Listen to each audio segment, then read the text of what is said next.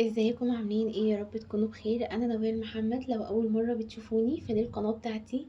هنعمل النهارده مع بعض بقى حلويات كده سهله وسريعه، مش هتاخد منكم وقت خالص، وكمان الاطفال بيحبوها قوي. بانكيك الكافيهات هنعمله بطرق مختلفه، وكمان هنعمله بتوبنج كتير، هتعجب الاطفال اللي عندكم في البيت. يلا نسمي الله ونبدأ. يمكن الوصفة دي ومكوناتها من أبسط المكونات والطرق اللي عملتها معاكم. بحتاج اول حاجة بجيب بولة وبحط فيها بيضاية كاملة صفار وبياض، بعدين بنزل عليها كيس من الفانيليا اي نوع انتوا بتفضلوه او متوفر عندكم في البيت او متعودين ان انتم تستخدموه، وبعدين هنزل بربع كوباية من السكر، والسكر هنا حسب رغبتكم الشخصية. لو البانكيك هتاكلوه في الاخر من غير ما تحطوا عليه توبنج وصوصات فممكن نخليهم نص كوباية. لو هتحطوا صوصات كفاية ربع كوباية عشان ما يبقاش مسكر قوي معانا. ضربتهم كويس جدا بالمضرب اليدوي، ممكن نضرب بالمضرب الكهرباء لو عايزين تخلصوا بسرعة، او ممكن تضربوه كمان بالهاند بلندر. بعد ما اتأكدت ان السكر داب تماما نزلت بنص مج من الحليب. الحليب يكون بارد، لا هو دافي ولا هو ساقع خالص، لا يكون بارد كده حاجة بسيطة. وبعدين زودت ربع كوباية من الزيت. المقادير دي هتعمل معاكم كمية كبيرة زي ما هتشوفوا. دلوقتي انا عملت معايا 3 اطباق كبار. قلبت كويس، وبعدين زودت بقى الدقيق. الدقيق لازم يكون منخول، ده بيفرق جدا في التسوية. نزلت بكوبايتين من الدقيق، وبعدين هنزل بمعلقة كبيرة من البيكنج باودر. انا دايما بستخدم بيكنج باودر كيك شيف، بحس ان هو ده احسن نوع بيكنج باودر، بيفرق في الحلويات والكيكات. بدأت بقى ان انا اقلب الدقيق كويس جدا. انا علشان حافظة المقادير دي وبعمل بيها كل مرة حطيت الدقيق مرة واحدة، لكن لو بتعملوا اي اول مرة حطوا كوباية دقيق وبعدين قلبوا، وبعدين زودوا كوباية الدقيق التانية. في الخطوة دي لازم نقلب المكونات كويس جدا مع بعض. هتحسوه الخليط شبه خليط الكيكة معاكم، ولكن على خفيف شوية. انا هنا خلاص كان الخليط جاهز معايا. بسيبه بقى حوالي 5 دقايق لحد بس ما البيكنج باودر يتفاعل مع باقي المكونات التانية، وبعدين ببدأ ارفعه على النار. وطريقة التسوية الصح خلوا بالكم منها. جبت الطاسة اللي بعمل فيها الكريب وسخنتها شوية. الطاسة ما تكونش سخنة قوي والنار ما تكونش عالية قوي، يعني النار تكون منخفضة او اقل من المتوسطة، علشان لو النار عالية منكم قوي البانكيك هيتلسع ومش هيستوي وهيطلع معانا معجن مش حلو خالص. انا هنا عملت 3، ولو تلاحظوا انا عاملة ان الحجم كبير شوية علشان ده اللي هحط عليه توبنج العسل والفراولة زي اللي بيتباع في الكافيهات، عشان انا هعمل توبنج مختلفة. صبيته بقى وتصبوه بأي حاجة انتوا حابينها. اول ما تلاقوه عامل بابلز او فقاقيع كده زي ما بنعمل القطايف بتروحوا جايين قلبينه على الناحية التانية. ما بياخدش اكتر من 3 دقايق على كل جنب. شايفين لونه طالع معانا فاتح وجميل ازاي؟ لو عايزين لونه اغمق او مستوي اكتر او لونه اغمق شوية بتسيبوه 5 دقايق، لكن انا هنا 3 دقايق مجرد ما عمل البابلز والفقاقيع قلبته على الناحية التانية. هو مجرد ما بيعمل البابلز والفقاقيع دي اعرفوا ان هو استوى وان لازم يتقلب فورا. الجنب التاني قعد 3 دقايق وبعدين رفعتهم من على النار. بعدين هعمل بقى حجم اصغر، وهعمل لو عندكم اطفال بقى اعملوا شكل الدباديب اللي انا عملته ده هيعجبهم قوي، وكمان هيطلبوه منكم كل يوم وهيكون صحي اكتر. التوبنج التانية دي انا عملت لها البانكيك لحجم صغير شوية، وخلي بالكم علشان هي بتفرش، يعني هي مش بتفرش قوي، هي بتفرش حاجة بسيطة. فخلوا بالكم وانتوا بتحطوا في الطاسة ما تحطوش مقدار كبير، لا هو بالظبط زي ما انا عاملة كده، علشان لو حطيتوا مثلا مقدار ربع كوباية او اقل بتحسوا ان هي فرشت معاكم في الطاسة كلها. فلا خلي بالكم من المقادير وانتوا بتعملوا. لو عندكم ازازة كاتشب خلصانة ممكن تفضوها وتغسلوها وتبدأوا ان انتوا تعملوا بيها على الطاسة. يعني اي حاجة تسهل عليكم، مش لازم بقى ادوات كتير وحاجات كتير. هنا برضو سبتهم 3 دقايق لحد ما لقيته عمل البابلز والفقاقيع، وبعدين قلبته. الشكل بتاع الدبدوب بحط برضو دايرة وبعدين دايرة صغيرة من على اليمين ودايرة صغيرة من على الشمال، واول ما الاقيه عامل بابلز وفقاقيع بروح جايه قلباه على الناحيه التانية. ده كل الثلاث اشكال اللي انا عملتهم. بصوا بقى، هنا كنت جهزت الكميه كلها، شايفين شكلهم عامل ازاي؟ حطيتهم في اطباق مختلفه علشان التوبنج هتكون مختلفه.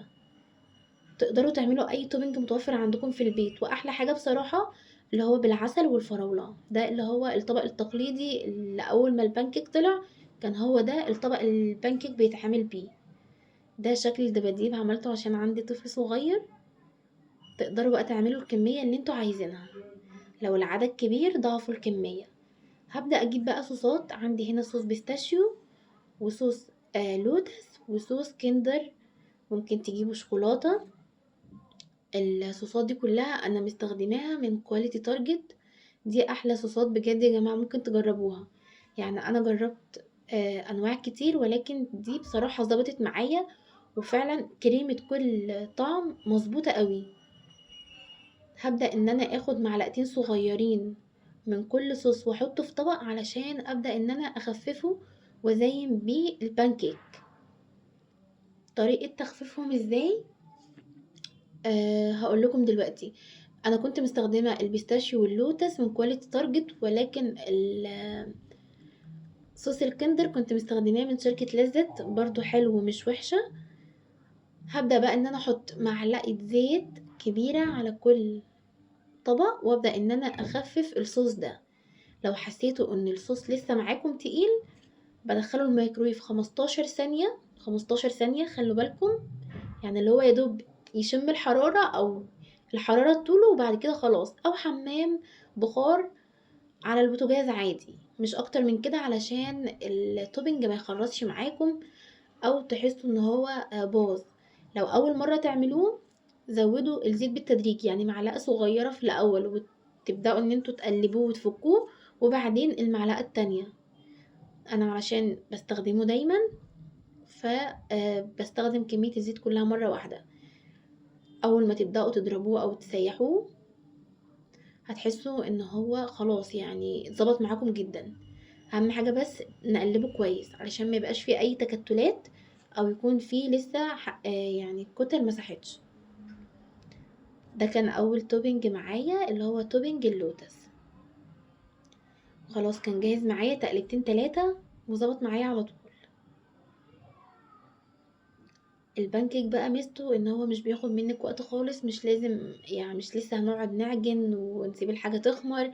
مش زي الكيك هنعمل عجينة وندخله الفرن وبعدين نطلعه ونقعد نستنى، لا. على طول وانت واقفة هتعملي لهم احلى حلويات سهلة وسريعة في البيت. غير كده مش مكلفة خالص. انا هنا كان عندي شوكولاتة دريم، شوكولاتة خام، بقطعها مكعبات صغيرة جدا وبعمل لها حمام بخار على البوتاجاز، وببدأ ان انا ازين بيها. كده الصوصات خلاص كانت جاهزة معايا. شايفين الصوص فيه لمعة كده حلوة ازاي؟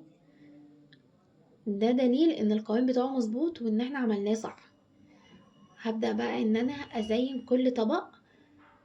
اول حاجة زينته بصوص الكندر، والتاني زينته بالبيستاشيو، والتالت هزينه باللوتس. وزي ما قلت لكم تقدروا تزينوا باي حاجة انتوا حابينها، التوبنج زي ما انتوا حابين. هعمل بعد كده الطبق اللي هو التقليدي اللي قلت لكم بعسل النحل. اهو حطيت عليه معلقتين كبار من عسل النحل، وفي الاخر هزود عليه 3 قطع من الفراولة. يعني هي فراولاية وانا قسمتها بالطول كده ل3 قطع. ده كده الطبق التقليدي. عايزه اقول لكم ان هو بيتباع في الكافيهات، يعني لو طبق زي اللي انا بعمله حاليا ده مش اقل من 90 جنيه. ده لو في كافيه تعبان شويه، لو كافيه بقى غالي معدي ال200 جنيه، مع انه اساسا يعني حاجات بسيطه خالص. ده الطبق التالت بتاع الاستاذ زين. انا سبته زي ما هو علشان الاطفال يا جماعه ممنوع عنهم السكريات. بدأت بقى ان انا ازود على التوبينج، يعني الكندر زينت عليه او زودت عليه شوية من الكاجو، البيستاشيو شوية من الفستق المجروشين، واللوتس زودت عليه شوية من البندق. هي البندق بيتحط على الشوكليت وبرضه بيتحط على اللوتس عادي. اي حاجة متوفرة. طبعا المكسرات متوفرة في البيت دلوقتي علشان رمضان، كل سنة وانتم طيبين. بصوا بقى غرقان في الصوص ازاي، وكمان بجد مش عايزه اقول لكم طالع معانا هش وخفيف خالص، وكمان يدفي في البرد ده، احنا اكلناه وهو سخن. ده شبيه بالكيكه اللي هي بتاعه الطاسه اللي بيعملوا بيها بيزينوها بالشوكولات والشوكولاته الخام، اللي هي طلعت ترند فتره دي. حبيت ان انا اوريكم كله في الاخر. كده الفيديو بتاعنا خلص. لو الفيديو عجبكم ما تنسوش تعملوا اللايك والسبسكرايب والشير. بصوا غرقان في الصوص بجد، وخفيف قوي، يعني تقدروا تاكلوه في اي وقت. لو اكلتوه الساعة 3 الفجر مش هيأثر معاكم خالص.